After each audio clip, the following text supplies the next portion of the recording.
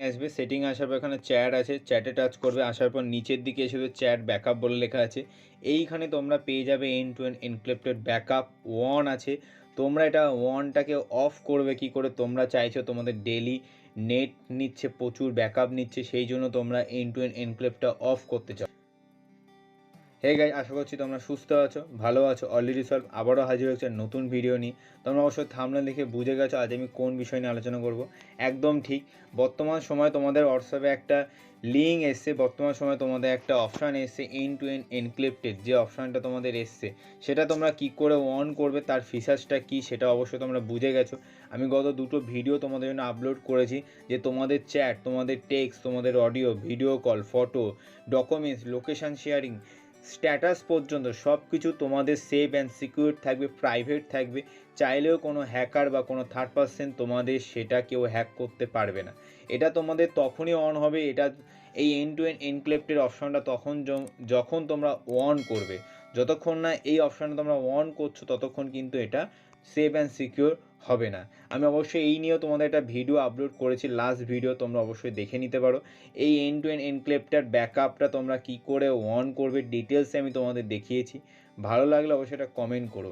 কিন্তু বর্তমান সময় তোমাদের কি হচ্ছে, যে তোমরা না চাইলেও অটোমেটিক সকালবেলায় ফোন যখন ফার্স্ট মর্নিংয়ে যখন নেট অন করছো তখন তোমার এখানে অটোমেটিক ব্যাকআপ নিচ্ছে। হয়তো সেই ব্যাকআপের ফলে তোমাদের নেট অনেকটা শেষ হয়ে যাচ্ছে, বা তোমরা চাইছো আমি এখানে অন করতে চাই না, আমি এটা অফ করতে চাই। অফ করার জন্য কি করতে হবে?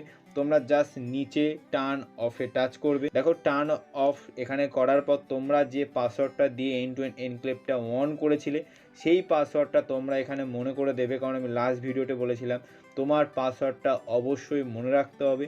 কোনো রকমভাবে ভুলে গেলে কিন্তু তোমরা next time end to end এনক্রিপ্টের মধ্যে ঢুকতে পারবে না, কোনো রকমভাবে কাজ করবে না।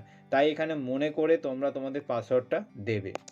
দেখো আমি আমার পাসওয়ার্ডটা এখানে দিয়ে দিয়েছি, দেওয়ার পর আমি এখানে নেক্সট অপশানে টাচ করব। অপশানে টাচ করার পর সেম আবারও একটা পেজ খুলে গেছে, যেখানে টার্ন অফটা কন্টিনিউ করতে বলেছে। আমি এখানে টার্ন অফটা কন্টিনিউ করব। কন্টিনিউ করার পর এখানে দিয়ে দিয়েছে your backup is not longer end to end encrypted.